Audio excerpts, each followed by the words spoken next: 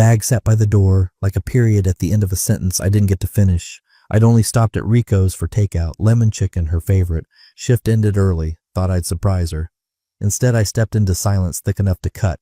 No music, no cartoons on in the background, just the low hum of the fridge and the sound of zippers. She came down the stairs holding the baby monitor like it was someone else's problem. "I'm leaving tonight," she said, like she was telling me we were out of milk. "I can't do this anymore. I haven't loved you in a long time. Motherhood smothered."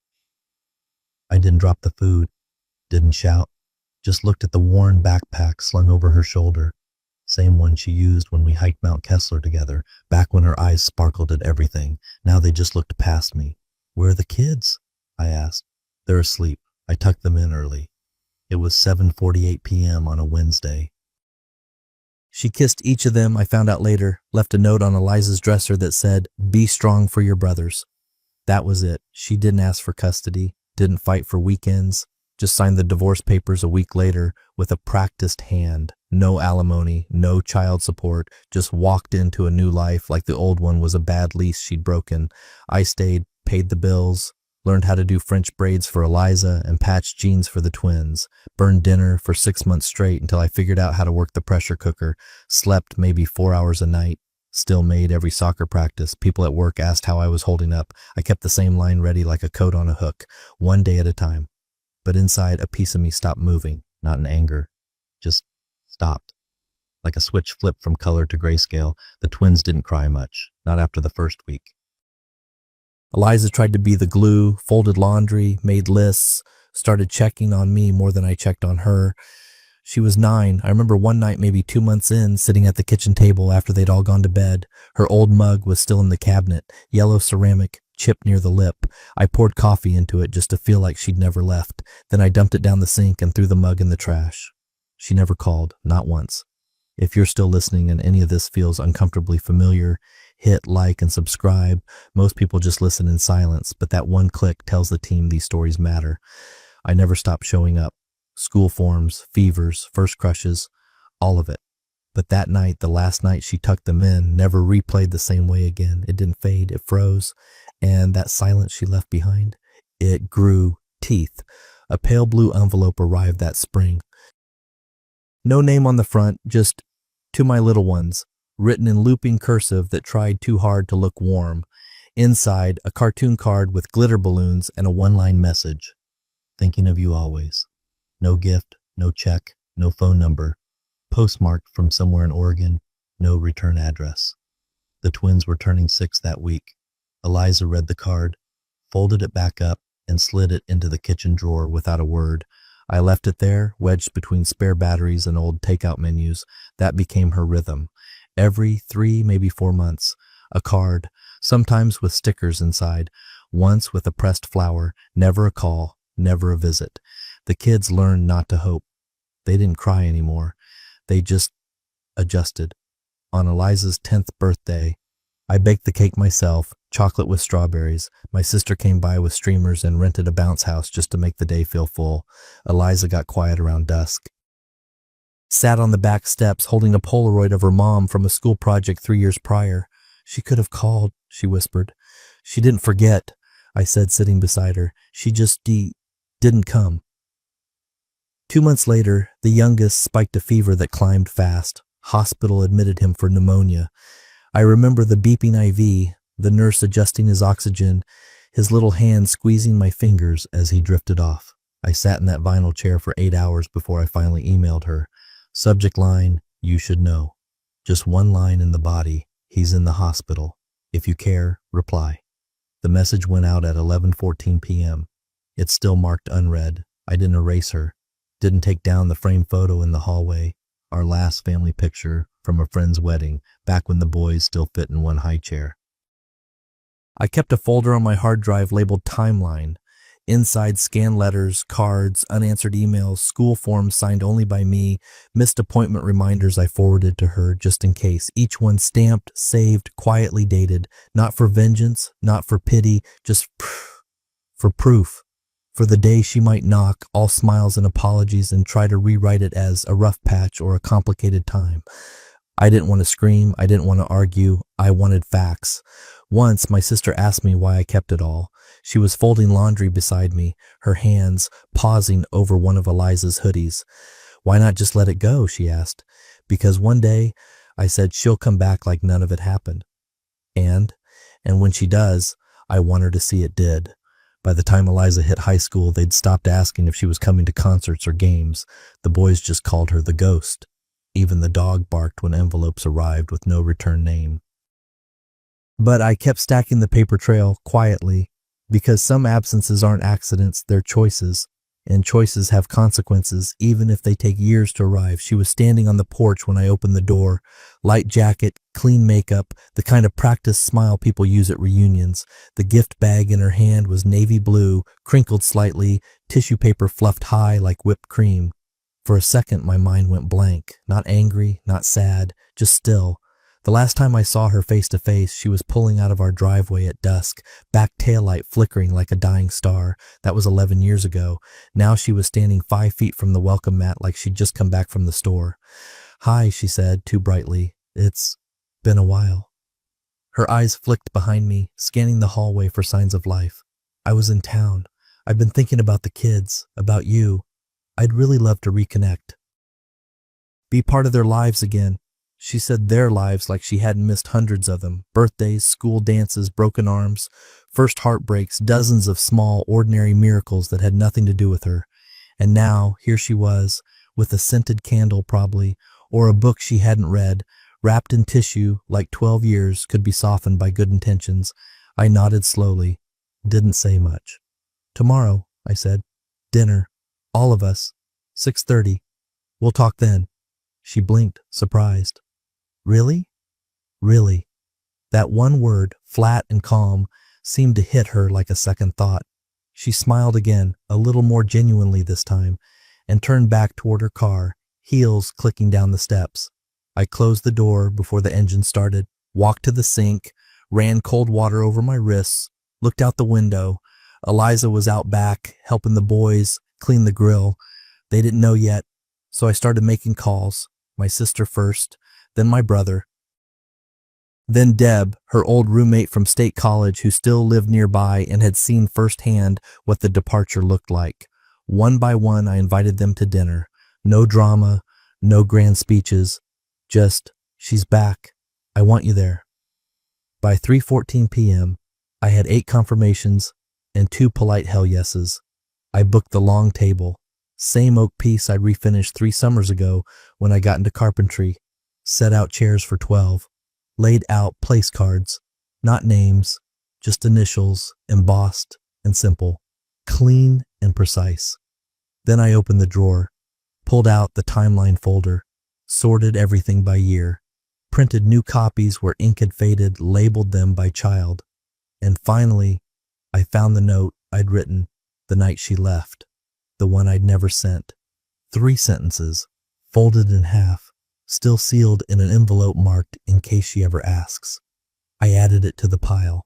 Tomorrow wasn't going to be about catching up. It was going to be about reality. And she wouldn't be the only one walking into it. She arrived at 6:29 sharp, pulling into the driveway in a silver crossover she must have leased recently. Clean, polished, tags from another state. I watched her through the curtain as she paused in the car, fixing something in the mirror, lipstick probably. Or nerves, she stepped out in a soft blue blouse, the kind meant to say, I'm doing well, but still approachable. Hair curled just enough, earrings that caught the light, that same gift bag from yesterday in one hand, the other free to wave or hug, she hadn't decided yet. The front door was already open. Inside, the dining room glowed warm. Candles, real silverware, cloth napkins folded tight. She expected maybe 4 plates, 5 tops, but the table was set for 12. Her steps slowed. My sister was at the far end, arms crossed, cool gaze fixed. Beside her, my brother, quiet as ever. On the left side, her old roommate Deb, a wine glass in hand, already halfway through her second pour. The boys sat side by side, posture perfect, eyes unreadable. Eliza was at my right, chin lifted, face blank. No one stood up. Wow, she said, scanning the room. This is unexpected. No one replied. She walked around the table, forcing a smile, setting the gift bag in front of Eliza. Eliza didn't look at it, just adjusted her fork. I thought maybe we'd have some time just us. She tried. I poured her a glass of red. Nothing cheap, but not her favorite. You said you wanted to reconnect, I said, so I thought we'd help fill in the blanks.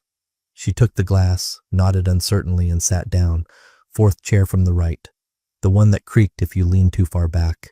She leaned, it creaked, then I reached for the remote on the mantel. Behind me, the TV blinked awake. Big screen, clean transitions. I clicked play. Music faded in softly. Then the first image. Eliza's 9th birthday. Frosted cake. Missing tooth. My sister holding up a homemade banner. No mother in sight. Then the boys at their first soccer game. A fever chart. A spelling bee. Their middle school band concert. Video clips too. Shaky, real, messy. Laughter in some, crying in others. And in every frame, her absence. She looked from screen to table. No one looked back. Deb took another sip of wine. The slideshow kept going. Report cards scanned and dated, emergency room photos labeled by timestamp, voice memos of the kids practicing speeches, bedtime stories recorded when their throats were sore. Eliza finally spoke. We thought you might want to catch up. Her voice didn't shake. Their mother nodded slightly, but her eyes were wide. Her hands never touched the food. I kept my fork moving. The boys followed suit. My sister cut her steak with clean, quiet precision. No one made a scene, but the sound of that creaking chair, each time she shifted under the weight of what wasn't said, was louder than any scream. She dabbed at the corner of her eye once, but no one offered a tissue. No one reached across the table. The screen behind me faded to black. Dinner continued. Conversations moved around her, not to her. And the bag with the candle inside? It stayed unopened. The room had gone still after the last photo faded from the screen. Forks sat untouched, glasses half full. The kids didn't shift or glance toward her. It was the kind of silence that has weight, like the whole table was holding its breath, waiting for gravity to pull the truth forward. Eliza cleared her throat. I didn't go to prom, she said, eyes on the tablecloth. My date bailed. I sat on the porch in a dress I picked out myself and cried until 11. Dad found me, still wearing the heels, holding the corsage I bought with babysitting money. Her mother's mouth opened slightly. No words came out. Eliza didn't look at her. I remember wishing I could call you, she added, but I didn't even know what state you were in. A soft clink broke the silence. Middle child adjusting his fork. Then he leaned forward, elbows on the table like I told him not to do 100 times, and said, I used to tell the twins you were on a secret mission, that you couldn't call because it was dangerous. Spy stuff. He gave a small, dry laugh. It worked for a while. Then the youngest, now nearly as tall as me, leaned back in his chair. He wasn't looking at her either, just staring up at the ceiling like he was somewhere else entirely. I stopped believing you were real around 2nd grade. She gasped softly, one hand coming to her mouth. The youngest tilted his head toward her then. You were like Santa. They said you were out there, but I never saw proof. She broke, shoulders curled in, breath hitching. Her eyes were wet, but not red yet. The kind of cry that tries to stay elegant. No one reached for her hand. She turned to me then, voice soft, cracking. I didn't know how to come back. I didn't answer. Instead, I stood, walked to the sideboard. Pulled out a folder, thick, gray, clipped at the edge, the kind with weight. I set it gently on the table in front of her. Inside, printouts, chronological, dated, cleanly labeled. Every email I ever sent her, each ignored message, each report card, each hospital visit, each photo attached, every instance she was given the chance not to be forgiven, just to be present. On top, the one labeled urgent. Subject, your son is in the hospital. Status, unread. She opened the folder with trembling fingers. The papers whispered against each other as she turned pages. Each one was a moment she chose not to live in. No one spoke. No one interrupted her slow unraveling. Her tears fell soundless, catching in the edge of the paper. She turned another page, then another. At the bottom of the stack was a drawing, crayon and construction paper. It had been folded and unfolded so many times the edges had softened.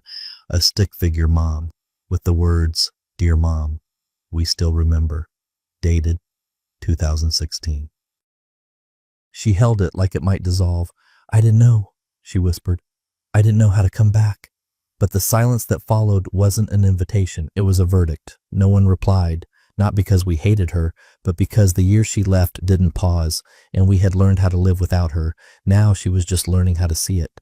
The others drifted out slowly, no dramatic exits, just chair legs brushing hardwood, murmured goodnights, nods exchanged in silence. Eliza was the last to leave. She kissed me on the cheek, looked once at her mother without speaking, and headed upstairs with the same quiet grace she'd learned from necessity. I cleared the plates while she sat at the table, still in that creaking chair, eyes red, fingers pressed together like a prayer she hadn't earned. She waited until I returned from the kitchen. "I don't expect to fix anything overnight," she said. Her voice had dropped the performance. Lower now. Raw. "But I want to try.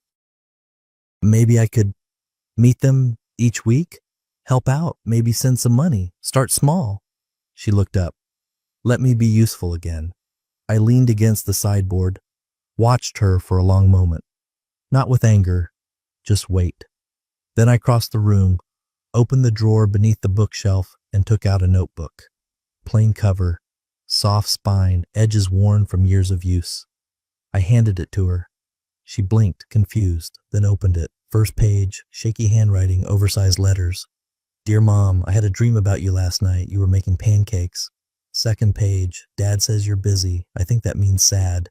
Third, "I got picked for track. Eliza clapped the loudest. You would have liked that." She turned page after page, years worth, short letters, long ones. Some tear-stained, some hopeful, some angry, all unsent, all written by our youngest. He wrote to her every Sunday for 5 years. It was his ritual. Pen on paper, folding them carefully, asking if maybe we could send them when she has an address again. We never did. She stared at the pages like they were flames too close to touch. "He doesn't write anymore," I said quietly. Stopped at 11. She didn't speak, couldn't. "Here's my offer," I continued. "Write them each a letter, one per child, longhand, no edits, no filters, just your truth, whatever that is." She nodded too quickly. "Of course. Yes, I can do that." But I didn't give her new paper. I pointed to the notebook still trembling in her hands. "Start there." Her eyes met mine, full of something between realization and recoil. That the notebook wasn't a gesture. It was the price of admission. Forgiveness, I'd learned, wasn't a blank slate. It was a ledger, and she had years to balance before she even earned a reply. She texted first. "I was thinking maybe I could visit Matthew. Just talk, nothing big." It had been a month since dinner, since the notebook. Since the folder, I asked him. He didn't hesitate, just said, "Sure, but she doesn't get to steer it." She arrived at the campus on a cloudy Saturday, dressed casual this time, jeans, cardigan, no gift bag. Her heels clicked across the courtyard like someone trying not to be noticed, but hoping they still might be. Matthew met her outside the student center, near the bench where we took his orientation photo last August. I watched from a distance, leaning against my truck, arms folded. He'd asked me to stay close, but not to speak. She reached to hug him. He didn't move at first, then gave a quick one-armed pat on the back. No warmth, just tolerance. They sat on the bench. She started, as expected. "I'm really proud of you. I've seen the photos you posted. You look so grown." He nodded once, then lifted his hand. "She sits, I talk." She blinked, nodded. He spoke plainly. "I got here on scholarships and night shifts, 30 hours a week at the gas station, plus tutoring high schoolers." Eliza handled the FAFSA stuff when Dad was working doubles. Sam picked up groceries with a paper route at 9. Her eyes welled up, the same silent tears she'd leaned on before. He didn't pause. "Dad never asked us to hate you. He didn't fill our heads with stories. He just made sure the lights stayed on and our shoes still fit." She looked down. He waited, then added, "But don't come back just to feel better." It hit like a brick dropped gently, not a slap, not a shout, just truth placed at her feet. He stood up. She reached for his hand. He let her take it. Then she pulled him into a hug, holding tight. He hugged her back, just once. Then he stepped away. He didn't storm off. just walked back toward the dorm, hands in pockets. She sat on that bench for a long time after, staring at the gravel. I didn't approach her. I just watched as she looked around like she didn't quite recognize where she was anymore, not just the campus, but the life she'd left behind and the people who'd stopped waiting for her to return. She wasn't hated, she just wasn't needed. The email came midweek, subject line, a gesture for them. No body text, just an attached PDF. It was a statement from a new bank account. 3 figures, each labeled with a child's name. Modest amounts, but tidy. Beside them, a note. I hope this helps. Use it however they need. I know I've been gone, but maybe this can be a start. No calls, no visit, just digits and her name at the bottom. I stared at the screen for a while, then forwarded it to my sister with one line. Thoughts? She replied less than a minute later. We don't need her charity. We needed her love. I didn't respond. Just shut the laptop and walked into the garage. Later that night, I pulled out the family budget folder. Savings we'd been setting aside since the twins were still in booster seats. Rainy day money. College gap filler. Holiday stretch fund. My sister showed up the next day, checkbook in hand. You cover Matthew, she said. I've got Sam's gear, and Eliza deserves the car. 3 days later, the surprises rolled out one by one. Eliza opened the front door to find a midnight blue sedan in the driveway, used but clean, reliable title in her name. She blinked twice before realizing it wasn't a prank. The keys were already on the hook. Sam got a new track bag packed with shoes, custom stitched with his initials, the team logo embroidered on the heel. He held them like museum glass. Matthew, deep in finals week, got a tuition top-up receipt in the mail. It closed out his next semester. No work shifts, no loans, just a sticky note taped to the back from the people who stayed. I never told them where the money came from. Only that it didn't come from her. She followed up the next week with another email. Did the funds help? I didn't answer, not because I was punishing her, but because every dollar we spent was a reminder. Support isn't something you wire in from a safe distance. It's earned in bleary mornings, in cold bleachers, in long hospital nights, and forgotten science fairs. She had 11 years to show up, and now no wire transfer could buy back the weight of our days. The photo went up on a Sunday evening, 7:42 p.m., the kind of timing where people were just settling in, scrolling phones, pausing between weekend chores and Monday dread. It was taken in front of the porch, same one she used to sit on sipping tea before she left. The wood had been refinished last year, new railing, fresh stain, different view. Matthew stood in the center, diploma in hand. Eliza had one arm draped around him, the other holding the cardboard sign she'd made. We did it together. Sam stood off to the side, taller than me now, flashing a quiet grin. My hands rested on both their shoulders. No suits, no glamour. Just clean jeans, tired eyes, and the kind of peace that didn't ask permission. The caption under the photo read, 11 years, 3 kids, 0 regrets, no hashtags, no flair, just that. By morning, it had 418 likes, mostly friends, former co-workers, a few old neighbors who remembered the early years, dozens of comments, beautiful family. This hit me hard. Respect. Then 6 hours after posting, her name appeared. Proud of all of you. Just 7 words. No punctuation. A comment sitting like a stranger in a room she no longer belonged to. It didn't get any hearts, no replies, just silence.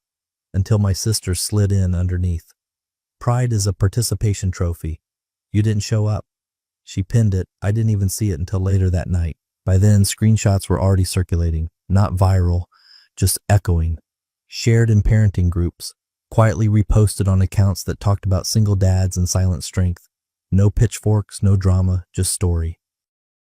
One woman reposted the entire comment thread with this line above it.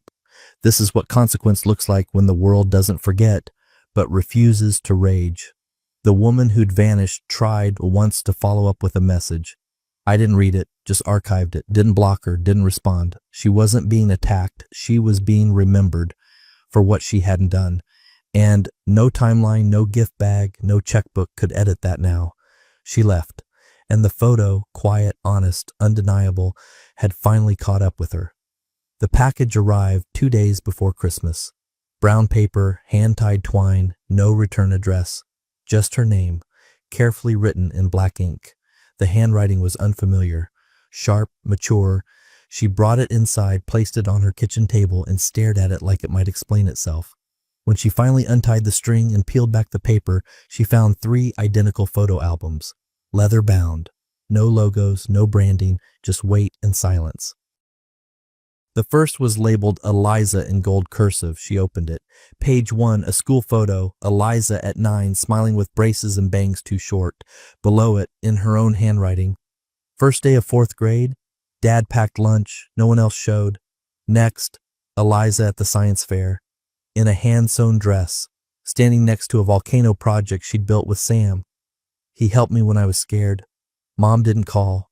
Birthday cakes, concerts, prom, dress on the hanger, no date, graduation, holding my hand, every photo annotated in her voice. The second album was Sam's. Track meets, doctor visits, his first broken wrist, a photo of the old asthma inhaler taped beside a race medal. I won this one after being told I couldn't run. Dad waited at the finish line. Mom wasn't there to say no. The third was Matthew's, early job stubs, awards, a faded photo of the first car we all chipped in to buy. Worked 30 hours a week and studied at night. Eliza helped with essays. Dad paid my tuition shortfall. Mom never asked how. Toward the back of each book, the photos grew more recent, the pages fuller. Then, at the end, tucked into the final sleeve of each album, was the same image, a family photo, taken that fall, all 3 kids standing on the porch, arms around each other, me in the center, Eliza holding a chalkboard that read, "We survived. Please don't interrupt us again." The message wasn't angry. It was settled. She closed the last album with trembling hands, sat back in the kitchen chair she once picked out from a catalog 11 Christmases ago, the same chair no one had sat in beside her since. She didn't cry at first. She just held the albums to her chest like something sacred and forbidden all at once. And that's when it hit her. This wasn't punishment, it was memory. And memory doesn't negotiate, it doesn't edit, it just waits until the person who walked away has to look it in the eye. She stayed seated for hours, not speaking, not moving. Just living, finally, with the truth that the life she abandoned had continued without her. And that closure? It had already happened, long before the knock she thought might matter.